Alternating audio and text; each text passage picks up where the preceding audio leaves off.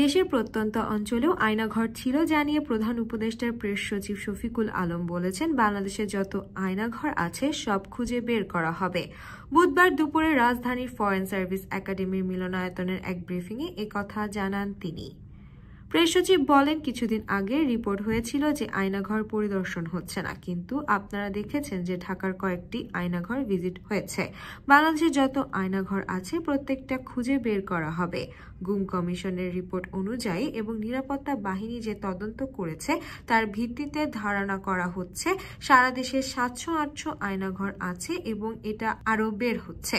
তাতে বোঝা যাচ্ছে যে এটি শুধু ঢাকাতেই সীমাবদ্ধ ছিল না, প্রত্যন্ত অঞ্চলে এরকম আয়নাঘর ছিল। হিউম্যান রাইট ওয়াচারের প্রতিবেদনে স্পষ্ট লেখা আছে, গুম ও খুনের সঙ্গে পতিত স্বৈরাচার শেখ হাসিনা জড়িত ছিল, তার নির্দেশেই এগুলো হয়েছে। এর আগে বুধবার সকালে প্রধান উপদেষ্টার সঙ্গে রাজধানীর আগারগাঁও, কচুক্ষেত ও উত্তরা এলাকার 3টি স্পট পরিদর্শন করেন শফিকুল আলম।